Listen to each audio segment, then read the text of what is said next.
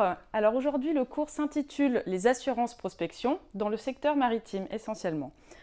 Ce cours va se partager en 7 parties. La première, les généralités. En deuxième partie, les assurances facultés. La troisième partie, les assurances corps. En quatrième partie, les modes d'indemnisation. En cinquième partie, l'assurance responsabilité civile. En sixième partie, les Protection and Indemnity Clubs, dit PI Clubs. Et en septième partie, on va voir le marché français. Alors, au service du commerce depuis des siècles, l'assurance maritime est sans doute la première forme d'assurance connue. Elle a pour but de permettre aux propriétaires du navire, à l'acheteur et aux vendeurs de marchandises de mener leurs opérations commerciales. Le premier cercle d'assurance maritime connu est celui de Florence en 1552. En France, à la fin du XVIe siècle, dans les ports ont été créées la chambre d'assurance. En 1686, c'est par un édit royal inspiré par Colbert que met en place à Paris la Chambre d'assurance et de grosses aventures de France. Dans ce contexte, l'assurance maritime occupe toujours une place très importante dans l'assurance des marchandises transportées, et cela pour au moins 2 raisons. La première, la voie maritime est le mode de transport favori des acteurs du commerce international, avec 80% des marchandises qui transitent par cette voie. La deuxième, les règles et principes de l'assurance maritime régissent l'ensemble du transport assuré, dès lors qu'il y a un trajet maritime, même si une partie du voyage assuré est effectuée par un autre mode de transport aérien, terrestre et fluvial. L'assurance transport maritime et ses spécificités. Selon la réglementation des contrats d'assurance transport maritime, une avarie est considérée comme une dégradation de la cargaison intervenant durant le transport. Elle concerne aussi les dégâts subis par le navire. Mais cette notion inclut de manière spécifique les dépenses imprévisibles et jugées indispensables effectuées durant le voyage. Il existe 2 types d'avaries. Vous avez les avaries particulières. Elles se rapportent uniquement aux dommages liés aux conditions de transport des marchandises ou à leur chargement-déchargement, comme le vol, la casse, la perte ou tout autre type de dégradation. Dans ce cas, le transporteur est seul responsable et doit rembourser son client conformément aux conventions internationales en vigueur. Vous avez également les avaries communes. C'est une règle très particulière en matière d'assurance transport maritime. Elle implique une répartition équitable entre toutes les parties intéressées des dépenses impératives dues à un événement extérieur qui met en péril une expédition et nécessite des sacrifices financiers. Il peut s'agir du largage d'une partie de la cargaison, de l'utilisation de remorqueurs ou de réparations sur le navire. Ces avaries sont prises en charge par des commissaires d'avarie, qu'on verra tout à l'heure. L'ensemble des propriétaires concernés par le voyage doivent contribuer aux frais, même s'ils ne sont pas assurés. L'éventuelle garantie contre l'avarie commune est régie par les règles d'York et d'Anvers, qui ont été revisitées en juin 2004. Elle doit être mentionnée dans le connaissement. Ce dernier agit comme un contrat de transport maritime de marchandises entre l'expéditeur et le transporteur. Il est délivré par le transporteur une fois que les marchandises ont été chargées. C'est donc également un accusé de réception qui peut utiliser comme preuve d'expédition pour la douane et à des fins d'assurance. Donc comme je le disais précédemment, ces avaries sont prises en charge par des commissaires d'avarie. Donc un commissaire d'avarie est une personne désignée par l'assureur pour effectuer, à destination ou en cours de route, la constatation des pertes et des avaries lors d'un transport maritime. Sa mission consiste à constater les dommages, déterminer la nature de l'avarie, donc son importance, sa cause, son origine, préconiser les mesures conservatoires, préserver les droits de recours des assureurs contre les tiers responsables et de prévenir les sinistres. À présent, on va passer à la deuxième partie, les assurances facultés. Alors, l'assurance des marchandises ou assurance faculté concerne les marchandises transportées par voie maritime, terrestre, aérienne et fluviale. Ces marchandises transportées peuvent être de différentes natures. Ça peut être des matières premières, comme l'hydrocarbure, le bois, le minerai, le charbon, des denrées agroalimentaires, comme la viande, les céréales, le riz, etc., des produits manufacturés et matériels d'équipement, et de fournitures d'ensemble industrielles. La couverture des risques que peuvent subir les marchandises au cours de leur transport maritime est apportée par 2 polices françaises d'assurance maritime sur faculté. La première, la police d'assurance maritime tout risque. Donc la garantie la plus généralement utilisée est l'assurance tout risque qui couvre les dommages et pertes matérielles survenus aux marchandises assurées pendant leur transport, ainsi que divers frais et dépenses engagés dans l'intérêt des biens assurés. Vous avez également la police d'assurance maritime garantie FAP Sauf. Elle correspond à une assurance restreinte. Elle est limitée à l'assurance des pertes et dommages causés aux marchandises par l'un des événements énumérés dans le texte de la police. En plus de ces deux polices françaises d'assurance maritime sur faculté, il existe d'autres polices d'assurance faculté. Vous avez par exemple la police au voyage. Donc, cette police couvre des marchandises et un trajet déterminé et convient donc pour les expéditions occasionnelles. Tout est connu, la marchandise, sa valeur, le nom du navire, le port d'embarquement et le port de débarquement. Le risque est donc bien délimité et connu de l'assureur. Vous avez également la police à alimenter. Donc, elle convient pour des expéditions échelonnées sur une période indéterminée. Elle évite la souscription d'une police au voyage pour chaque expédition. L'assuré souscrit par mesure de simplification une police à alimenter qui précise la valeur totale des marchandises et le nombre d'expéditions prévues. Ensuite, vous avez la police d'abonnement ou police flottante. Donc, généralement utilisée par les exportateurs et importateurs, elle est déterminée à l'avance et pour une période donnée. Cette police couvre automatiquement toutes les expéditions faites par un même chargeur. Particulièrement adaptée aux besoins des importateurs-exportateurs réguliers de marchandises de nature variée, en provenance ou à destination de pays différents. Elle est d'un usage courant et d'un fonctionnement simple. Ensuite, pour finir, il y a la police tiers chargeur.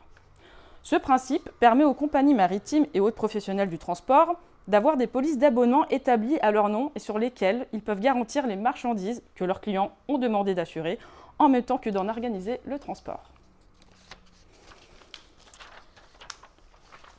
Vous avez des garanties communes aux polices tout risque ou FAP Sauf.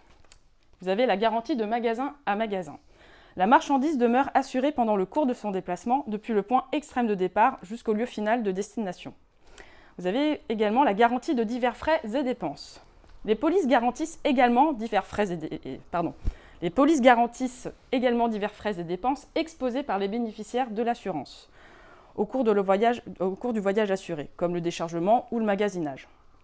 Et pour finir, vous avez la garantie des contributions d'avarie commune.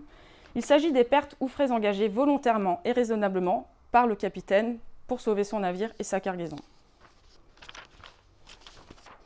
Il existe des risques, donc les risques sont pris en charge par les assurances facultés.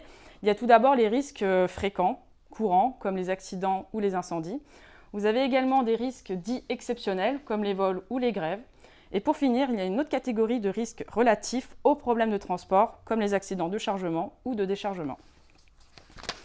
Nous allons passer à la troisième partie, les assurances corps.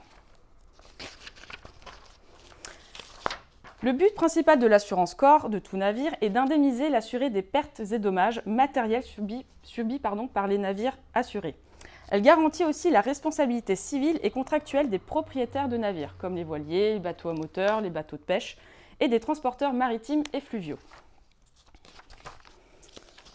Les garanties et options proposées pour l'assurance corps sont les dommages accidentels occasionnés à vos navires, la responsabilité civile propriétaire de navires de mer, les risques de guerre, la responsabilité civile des passagers, les navires en construction, le bris mécanique, la perte d'exploitation et la faute inexcusable de l'employeur. À présent, on va passer à la quatrième partie, les modes d'indemnisation. Alors, il existe deux modes de règlement distincts. Vous avez, pour commencer, le règlement d'avarie. Donc, on calcule la partie du risque subi par l'assuré qui doit être à la charge de l'assureur. Deuxième, vous avez le règlement par délaissement. C'est une institution spécifique du droit maritime par laquelle l'assuré recevra l'intégralité de la somme assurée en effectuant un transfert de propriété à l'assureur. L'action en délaissement n'est possible que dans certains cas. Sa réalisation est soumise à des formes particulières. Par exemple, pour une assurance sur corps, le délaissement du navire peut être effectué dans les cas suivants. Il faut qu'il y ait une perte totale, une réparation devant atteindre les 3/4 de la valeur agréée, l'impossibilité de réparer, et à défaut de nouvelles depuis plus de 3 mois, la perte est réputée s'être produite à la date des dernières nouvelles. Ensuite, pour une assurance sur faculté, le délaissement du navire peut être effectué dans le cas où les marchandises sont perdues totalement, sont perdues ou détériorées à concurrence des 3/4 de leur valeur, ou sont vendus en cours de route pour cause d'avarie matérielle des objets assurés par suite d'un risque couvert. Pour que l'on procède à une réalisation de délaissement, il faut qu'il y ait notification à l'assureur de l'option délaissement. Il faut qu'il y ait un délai de 3 mois à partir de la connaissance de l'événement. Il faut informer l'assureur de toutes les assurances souscrites pour le bien concerné. Et il faut que l'assureur accepte le principe de délaissement ou se le voit imposé par le tribunal.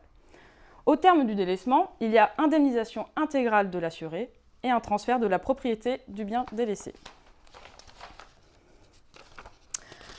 À présent, la 5e partie, la responsabilité civile, l'assurance responsabilité civile.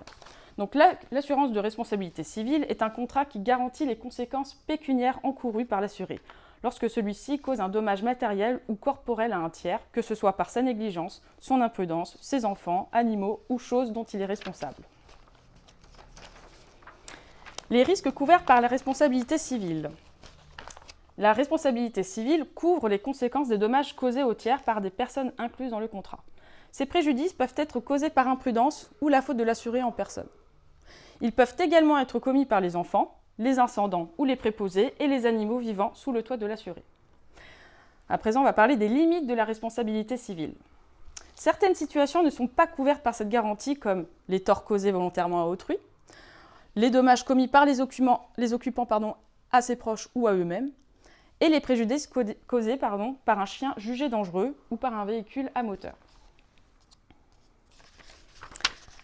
À présent, les Protection and Indemnity Clubs, dits PI Clubs. Vous verrez souvent les initiales comme ceci.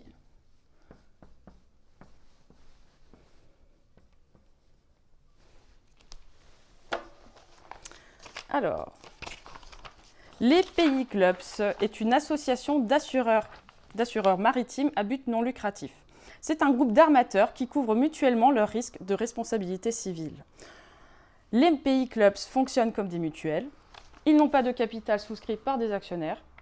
Les membres sont solidaires et des rappels de cotisation sont possibles pour faire face à d'éventuelles pertes techniques. Leur statut d'institution à but non lucratif leur permet d'offrir à leurs membres des conditions de tarification avantageuses. Les PI Clubs sont les seules organisations offrant à la fois les services d'une compagnie d'assurance classique, d'une société juridique et d'experts en matière de règlement de sinistres. L'armateur est assisté par son club pour faire face à toutes les pertes occasionnées. Il bénéficie de services techniques et de conseils de qualité. Et pour finir, la 7e partie, le marché français. La France, du fait de sa position géographique lui donnant accès à plusieurs mers et océans, a su tirer parti du domaine maritime et ce secteur. Donc a su tirer parti du domaine maritime. Ce secteur représente un point important dans son économie et génère de nombreux emplois directs. Plus de 60 000 emplois dans la pêche et l'aquaculture, près de 40 000 emplois dans l'industrie nautique et plus de 39 000 emplois dans les ports. D'ailleurs, parmi les 10 importants ports d'Europe, 2 figurent en France, le port de Marseille et le port du Havre. Je vous remercie d'avoir suivi ce cours. Au revoir.